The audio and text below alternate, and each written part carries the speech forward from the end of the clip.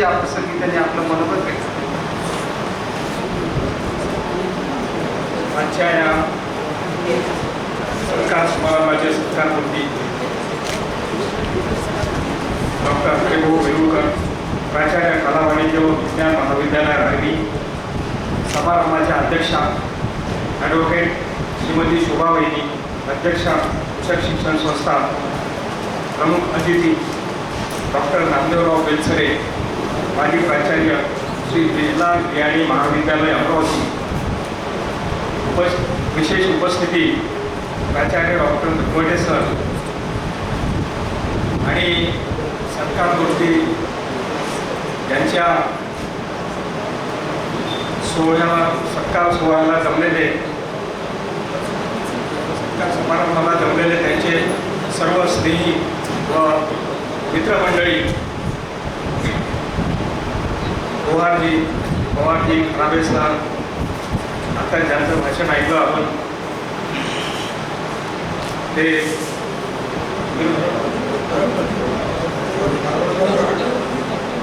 दरोडकर सरांचा माझा परिचय थोडा कमी झाला आणि कॉलेजमधले सर्व उपस्थित प्राध्यापक वर्ग, कर्मचारी, शिक्षकेतर कर्मचारी, विद्यार्थी संघटनेतर्फे आवर्जून उपस्थित असलेले आमचे मित्र,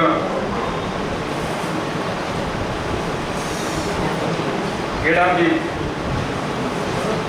मित्रांनो, आजचा हा सत्कार समारंभाचे सत्कारमूर्ती प्राचार्य डॉक्टर हरिभाऊ वेरुळकर आणि त्यांच्या सुविद्य अर्धांगिनी वेरुळकर ताई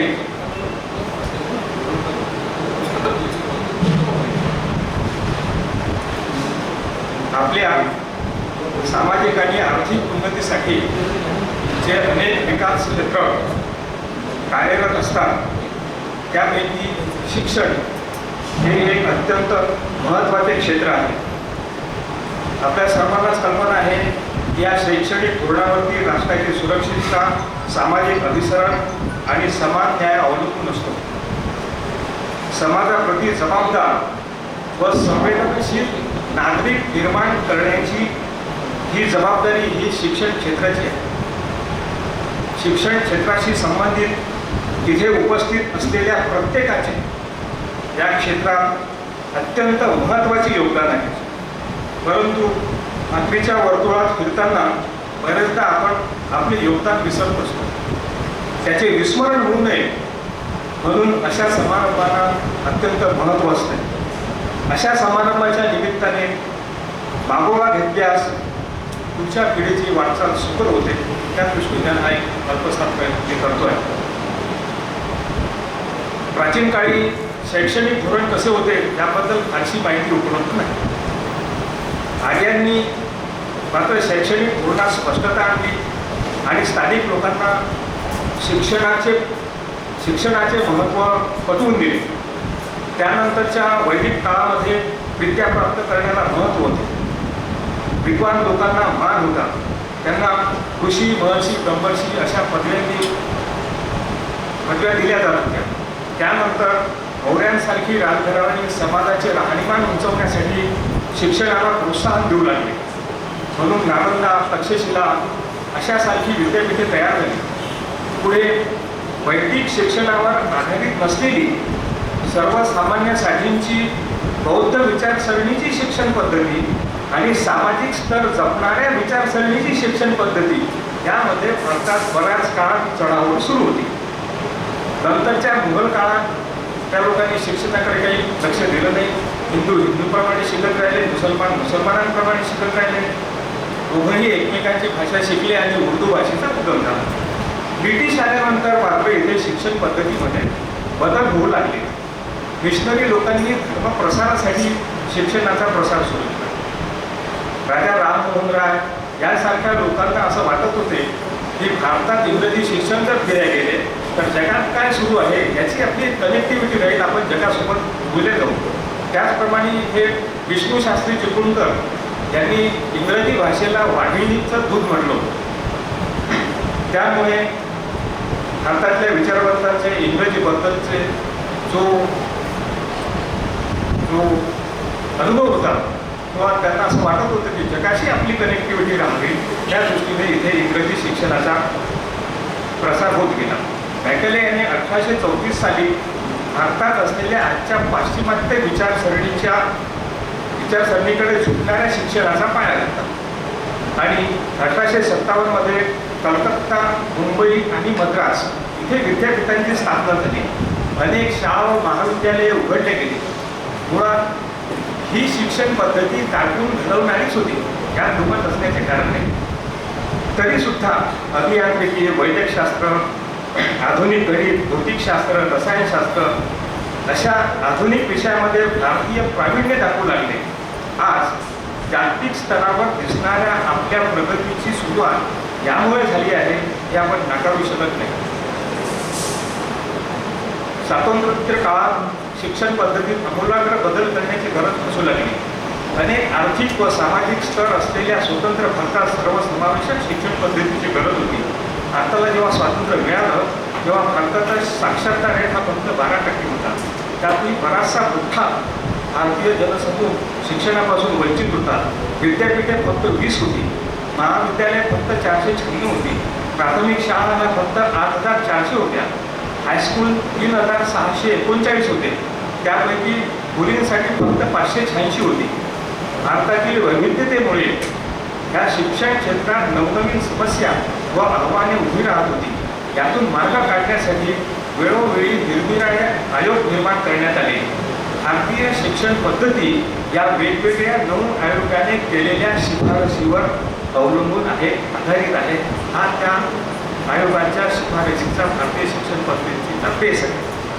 सगळ्यात पहिल्यांदा 1948 साली विद्यापीठ शिक्षण आयोग स्थापन झाले. त्यात डॉक्टर सर्वपल्ली राधाकृष्णन हे अध्यक्ष होते. या आयोगाने भारताच्या तत्कालीन, वर्तमान व भविष्यातील गरजा याप्रमाणे शिक्षण व्यवस्थेत बदल सुचवले. मुख्य भर त्यांनी उच्च शिक्षण व त्यासाठी विद्यापीठे तयार करण्यावर भर दिला. त्यानंतर 1952 मध्ये माध्यमिक शिक्षण आयोग आला. डॉक्टर मोतीयार यांच्या अध्यक्षतेखाली असलेल्या आयोगाचा भर भारताची उत्पादन क्षमता वाढवणे हा होता. भारताचं औद्योगिकरण जेव्हा सुरू होतं त्या औद्योगिकरणाला मनुष्यबळ मिळण्यासाठी म्हणून राष्ट्रीय धोरण आणि शैक्षणिक धोरण ह्याची सांगड घातल्यामुळे बऱ्याच प्रमाणात बेरोजगारी ही कमी होत गेली. त्यामध्ये अभ्यासक्रमाचे विविधीकरण, मल्टीपर्पज शाळा, तंत्रशाळा, तंत्र विद्यालये यावर भर देण्यात आला. त्याचप्रमाणे सगळ्यात महत्त्वाची घटना म्हणजे शिक्षण प्रणाली आधुनिक बनवण्यासाठी 1956 मध्ये IIT म्हणजे इंडियन इन्स्टिट्यूट ऑफ टेक्नॉलॉजी तसेच 1961 मध्ये शैक्षणिक धोरणांच्या अंमलबजावणीसाठी राज्य आणि केंद्र सरकार या दोघांचा हा विषय असल्यामुळे केंद्र सरकार आणि राज्य सरकारला मार्गदर्शन करण्यासाठी NCERTची स्थापना करण्यात आली. पण यात सुद्धा स्त्री शिक्षणाचा आराखडा नव्हता. त्यानंतर सगळ्यात महत्त्वाचा म्हणजे कोठारी आयोगाला 1964 पर्यंत भारतीय शिक्षण आयोग सुद्धा पडले गेले. ह्या आयोगाने शिक्षणातील ज्ञान, विज्ञान आणि तंत्रज्ञानाच्या पातळीप्रमाणे समाजाची समृद्धी, राहणीमान, कल्याण आणि सुरक्षितता ठरणार आहे. त्यामुळे या कमिशनच्या सूचनेनुसार अंतर्गत बदल करण्यात आले. कोठारी आयोगाचे सगळ्यात महत्त्वाचं काम म्हणजे त्यांनी 10-2-3 हा जो पॅटर्न आहे तो कोठारी आयोगाने सुचवला होता. त्यानंतर राष्ट्रीय शिक्षण धोरण 1968 आलं. त्यात राष्ट्रीय एकात्मिकेवर भर देण्यात आला. 3 भाषा, इंग्रजी, लोकल स्थानिक भाषा आणि हिंदी ही भाषा शिकवण्यात आली आणि राष्ट्रीय एकात्मिकेकडे प्रवास सुरू झाला. त्यानंतर राष्ट्रीय शिक्षण धोरणाचा मसुदा 1979 मध्ये ज्ञानाबरोबर कौशल्य, नैतिकता आणि मूल्याधारित शिक्षणावर भर तसेच अभिजन आणि सामान्य जन यांच्यातील तफावत दूर करण्यासाठी सुद्धा ह्या शिफारसी देण्यात आल्या. त्यानंतर 1986 साली राष्ट्रीय शिक्षण धोरण तत्कालीन प्रधानमंत्री राजीव गांधी यांच्या धोरणामुळे नवी दिल्ली येथे इग्नू युनिव्हर्सिटीची स्थापना झाली. म्हणजे इंदिरा गांधी राष्ट्रीय मुक्त विद्यापीठ. आज देशात सुशिक्षण व मुक्त शिक्षण यामध्ये सर्वात मोठी संस्था म्हणून इग्नू ओळखली जाते.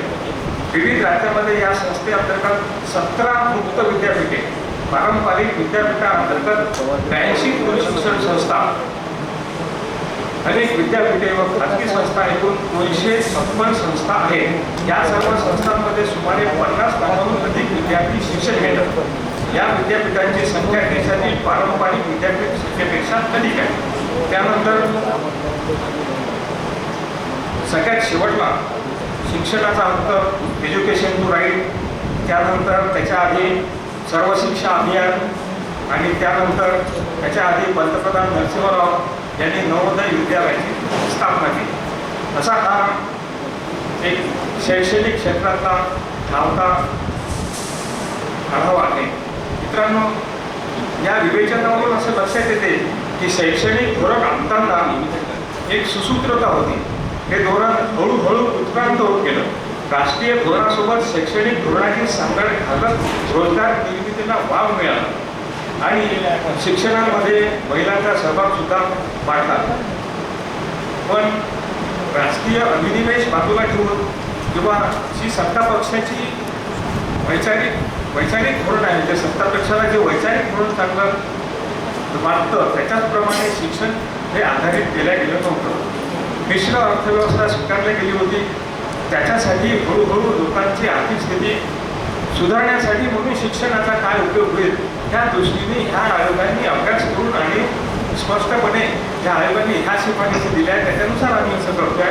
तिथे कुठल्याही प्रकारच्या लपवाछपवीचा भाग नव्हता किंवा कुणावर घोडी करण्याचा प्रयत्न नव्हता. आता असं आहे की धोरण ठरले म्हणजे प्रगती झाली असे होत नाही. धोरण कितीही चांगले असले तरी ते राबवणारी यंत्रणा सक्षम पाहिजे.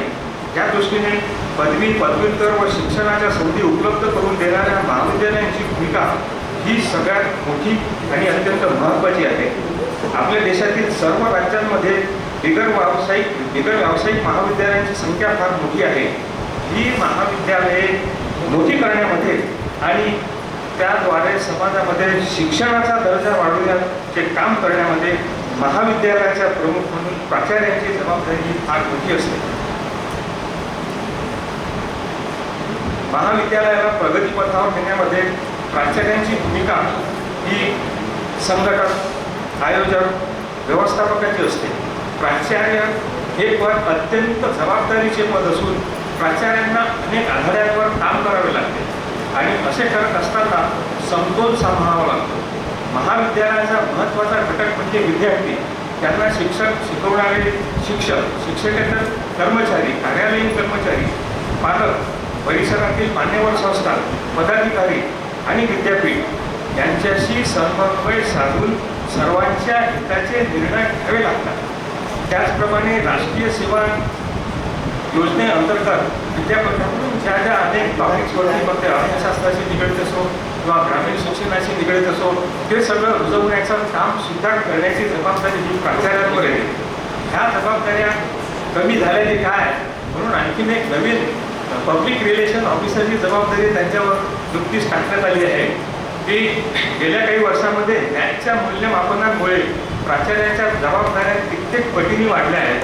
नॅकच्या मार्गदर्शक तत्वानुसार महाविद्यालय, विद्यार्थी, शिक्षक, समाज यांच्याशी सलोख्याचे संबंध निर्माण करून महाविद्यालयाची श्रेणी वाढवणे हे फार मोठे कष्टाचे आणि जिकरीचे काम आहे. मित्रांनो, या महाविद्यालयाला लाभलेले प्राचार्य डॉक्टर हरिभाऊजी वेळुकर यांनी ह्या सर्व जबाबदाऱ्या अत्यंत समर्थपणे आणि सातत्याने 19 वर्ष पार पाडले. जर 1948 ते 1924 पर्यंत जर कालखंड आपण लक्षात घेतला तर तो 77 वर्षाचा कालखंड होतो. त्याच्यापैकी 19 वर्ष शिक्षण क्षेत्राशी यांचा संबंध राहिला म्हणजे जवळजवळ 25% भरपूर हा संबंध त्यांच्याशी राहिला आहे. आणि त्यांनी हे काम यशस्वीपणे एका महाविद्यालयात राहून आताच्या वेळेस हे उदाहरण देणे आता कठीण आहे. तर ही गोष्ट जी त्यांनी हे काम जे यशस्वीरित्या केलं आहे हे जसे त्यांच्यासाठी गौरवास्पद आहे त्याचप्रमाणे आम्हा सर्वांसाठी व संस्थेसाठी सुद्धा अभिमानास्पद आहे. मी त्यांना व्यासंगी व्यक्ती म्हणून ओळखतो. राष्ट्रसंत तुकडोजी महाराज यांच्या साहित्याचे ते अभ्यासक आहेत. सामाजिक परिस्थितीचे व समाजात घडणाऱ्या स्पंदनांचा वंदनाचे त्यांना भान आहे. अत्यंत नम्र, रुजू आणि हसतमुख असणारे हे व्यक्तिमत्व आहे. त्यांच्या कार्यकाळाला त्यांच्या सुविद्य अर्धांगिनी सौ वेलुळकर वैदी यांनी एवढ्याच समर्थपणे साथ दिली, यात काही दुमत नाही. आणि त्यामुळे यांच्या यशामध्ये त्यांच्या सौभाग्यवतीचाही वाटा फार मोठा आहे. मित्रांनो,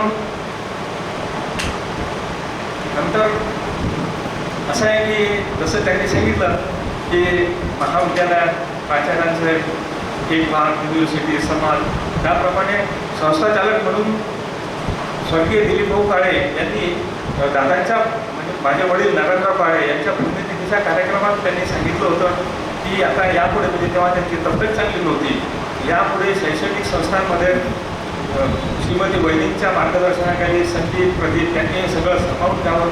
आम्ही तिघेही मिळून हे सांभाळू, त्यात कुठल्याही प्रकारचा दुमत किंवा दुरावा येणार नाही याची मी आपल्याला ग्वाही देतो.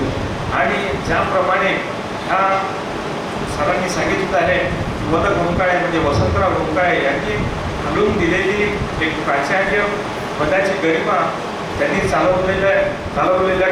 चालवलेले कॉलेज, प्रशासकीय त्यांची हातोटी, ह्या ज्या गोष्टी होत्या त्या मी ह्या उल्लेखता सांगितलं आहे की मी ह्या कॉलेजचा विद्यार्थी नसताना माझी प्रायमरी शाळा आणि हे कॉलेज एकाच बिल्डिंगमध्ये असल्यामुळे प्राचार्य घोंकाळे सरांचा आणि त्यानंतर आलेल्या बाबासाहेब कदम यांचा जो एक वचक होता, शिक्षण पद्धती होती. सरांना माहीत आहे की तेव्हा प्राचार्य लोक चांगले शिकवायचे, गोरे सर होते, गोखले सर होते आणि पवारांनी माहीत आहे की त्यांचं छोटंसं ऑफिस होतं आणि तुमचे वडीलही होते ते गोरखले साहेब. आणि ह्या सगळ्यांनी मिळून मिसळून ह्या संस्थेला एक व्यक्तिमत्व घडवलं संस्थेचं. ते व्यक्तिमत्व आता हे जे मी प्राचार्यांच्या ड्युटीचं विवेचन केलं, त्या सगळ्या जबाबदाऱ्या प्राचार्यांवर असताना सुद्धा गिरोळकर सरांनी ह्या चांगल्या सांभाळल्या आणि येणाऱ्या प्राचार्यांच्या खांद्यावरती आता ही जबाबदारी आहे. ह्याच प्रकारच्या ह्या कॉलेजची इव्हर, ह्या कॉलेजचं व्यक्तिमत्व, संस्थेचं व्यक्तिमत्व म्हणून त्या प्रकारे आपल्याला बघितल्या जातं. ज्याप्रमाणे आपल्याला एकत्रितपणे समाजात मान आहे, हे याचा छेद जाण्याचं कोणतेही काम संस्थेच्या पदाधिकाऱ्यांकडनं होणार नाही. त्याच्याबद्दल तुम्ही निश्चिंत असा आणि आपण सर्व मिळून याच्या पुढच्या काळात सुद्धा ह्या कॉलेजची पताका अशीच फडकवत ठेवू. त्याचप्रमाणे सरांचा माझा परिचय जो आहे तो मी जिल्हा परिषद सदस्य म्हणून निवडून आल्यानंतर राष्ट्रीय सुराव योजनेच्या अंतर्गत शिबिरं भरायचे. त्यात एक बोलणारा जवळचा व्यक्ती वेळेवर असताना विरोधात करणारा पाहिजे म्हणून त्या दृष्टीने प्रयत्न त्यांनी बोलावा. मी त्यांच्या विनंतीला मान देऊन येत गेलो आणि त्यातून त्यांच्या अभ्यासू व्यक्तिमत्वाचा मला परिचय झाला. आज 19 वर्ष एखाद्या मोठ्या पदावर हे पद जरी आयुषसारख्या लहान ठिकाणी हे प्राचार्य म्हणून काम करत असतं, तर नागपूरसारख्या मोठ्या ठिकाणी एखाद्या इंडस्ट्रीचा चीफ एक्झिक्युटिव्ह ऑफिसर यासारखं हे मोठं पद आहे. कर्मचाऱ्यांची संख्या कमी असली तरी मॅनेजमेंटचे प्रॉब्लेम तिथले आणि इथले सारखे आहे. मनुष्य स्वभाव हा सारखा आहे. मनुष्य स्वभावाचे कमजोरी, अंतर्गत वाद, मतभेद हे सगळ्या ठिकाणी असताना सुद्धा ह्या प्रकारची कोणतीही गोष्ट, कोणतीही बाब संस्थेच्या उत्कर्षात कर्मचाऱ्यांनी सुद्धा, शिक्षकांनी सुद्धा, प्राध्यापकांनी सुद्धा येऊ दिली नाही. हे सुद्धा रिमार्केबल आहे. त्याचा सुद्धा मी रिस्पेक्ट करतो, आदर करतो. त्याचप्रमाणे जसं दिलीप पाटील सरांनी सांगितलं की प्राचार्य वेलुळकर सरांच्या मैत्रीच्या तारा अनेक लोकांशी जुळलेल्या आहेत आणि त्या तारा अशा जीवनभर चिंकारत राहावं, त्याच्यातून सुसंवाद निघत राहावा. आणि कधी कधी दिलीप पाटलांचंही भाषण आम्हाला 20-25 का थोडसा मी त्यांना विनंती करेल पुढच्या वेळेस 10 मिनिटं वाढवून द्यावं. सगळ्याच गोष्टी सिरियस नसल्या पाहिजे. जीवनाला थोडसा विनोदाला सुद्धा हे असला पाहिजे, विनोदाची सुद्धा बाजू असली पाहिजे. त्या दृष्टीने सुद्धा पाटील साहेबांचं नेतृत्व नेहमीच आपल्यासाठी कायम राहणार आहे. मित्रांनो, सेवानिवृत्तीच्या प्रसंगात सत्कारनिवृत्तीच्या कार्याचा गौरव जरी असला तरी या प्रसंगाला एक खिन्नतेची किनार असते, ती हलकीशी असते. अनेक वर्ष सोबत कार्यरत असलेला सहकारी दुरावण्याची एक खंत असते. काळाच्या ओघातील ही अपरिहार्यता आपण स्वीकारली पाहिजे. आणि शिक्षण क्षेत्रातील सरांचा प्रदीर्घ अनुभवाचे मार्गदर्शन वेळोवेळी आपल्याला नक्कीच लाभेल यात माझ्या मनात शंका नाही. आणि बाहेरच्या देशामध्ये जे रिटायर होऊन जातात होतो, म्हणजे भारतात जे रिटायर होतात नंतर त्यांचा आणि तिची पेरेंट संस्था असते, मग ती टेक्निकल असो किंवा शिक्षण क्षेत्रात काम करणारी संस्था असो, त्याचा बहुतेक संबंध राहत नाही. त्याच्यामुळे सरांनी सांगितलं की गोष्ट म्हणजे मोठा लॅटून आहे आपल्या पद्धतीमध्ये की माणूस रिटायर होणार 30-35 वर्ष एखाद्या संस्थेत काम करतो, त्याला प्रचंड अनुभव असतो, तर त्याचा अनुभव पुढे जातो तर शेवटी घरी बसण्यात जातो. असं बाहेरच्या देशात होत नाही. ते कुठे कुठे त्याचं युटिलायझेशन करत असतात. आजही नंतरही सरांचं मार्गदर्शन अनेक सामाजिक क्षेत्रात आणि कॉलेजच्या संदर्भात निश्चितच मिळत राहील अशी मला आशा आहे आणि अपेक्षा आहे. आणि माझ्या भाषेत जास्त न दाखवता मी आपली सर्वांची रजा घेतो.